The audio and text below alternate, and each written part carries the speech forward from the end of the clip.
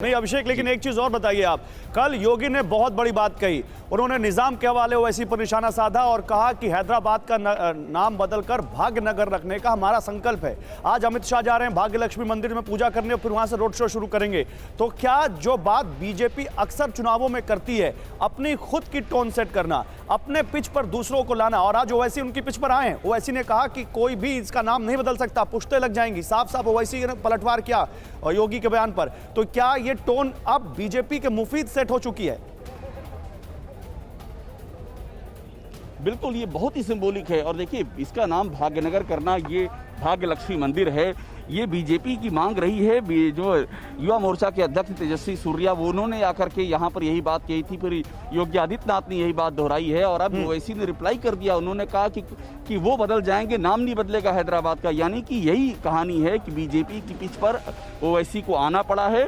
और अब ये मुद्दा बनता जा रहा है कि हैदराबाद का नाम भाग्यनगर होगा, हैदराबाद रहेगा, बीजेपी जीतेगी तो क्या होगा, ओवैसी की पार्टी प्रभावशाली रहेगी तो क्या होगा।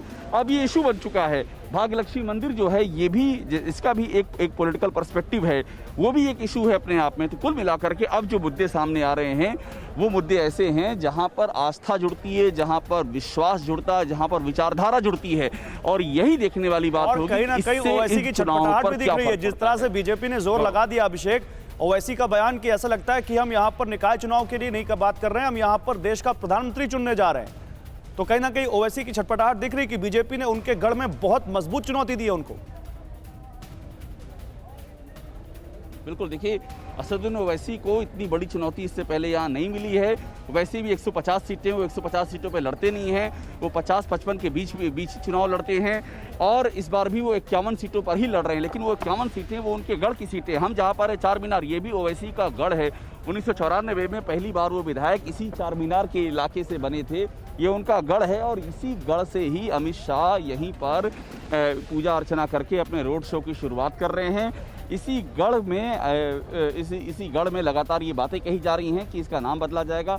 आरएसएस के प्रमुख मोहन भागवत, वो भी कुछ दिन पहले यहाँ पर आए थे। तो ये सीधी चुनौती ओवैसी को है, और बीजेपी की ओर से ऐसी चुनौती उनको नहीं मिली है, आज तक नहीं मिली है। तो इसलिए भी उधर से जो रिएक्शन है, उसका लेवल कुछ अलग है। इसको कहते हैं घर में घुसकर चुनौती देना, घर में घुसकर लड़ाई लड़ना, जो बीजेपी ने ओवैसी के लिए यहाँ पर सिनेरियो बना दिया है। अभिषेक, आप मेरे साथ रहिए, बड़ी खबर है, अपने दर्शकों को इसी से जुड़ी बताएं, फिर मैं आपके पास आता हूं। और खबर है ओवैसी के गढ़ में सेंध लगाने की तैयारी में बीजेपी किस कदर यहां पर आतुर है, आप इसे समझिए। निकाय चुनाव प्रचार के लिए उत्तर प्रदेश के मुख्यमंत्री, बीजेपी के फायर ब्रांड नेता योगी आदित्यनाथ ने कल एक बड़ा रोड शो किया, और उसमें उन्होंने जबरदस्त हमले किए तेलंगाना की टीआरएस सरकार पर, और उससे भी ज्यादा तीखे हमले असदुद्दीन ओवैसी के ऊपर। योगी ने ओवैसी पर सीधा हमला बोला और कहा कुछ लोग निजाम के नक्शे कदम पर चल रहे हैं। हैदराबाद का नाम बदलकर भाग्यनगर करने की भी बात कही योगी ने। सुनाते हैं आपको योगी ने क्या कहा कल। अगर फैजाबाद अयोध्या हो सकता है, भाइयों बहनों, अगर इलाहाबाद प्रयागराज हो सकता है, तो हैदराबाद भी भाग्यनगर फिर से बन सकता है। और उसी भाग्यनगर के भाग्य को बनाने के लिए चुनाव है।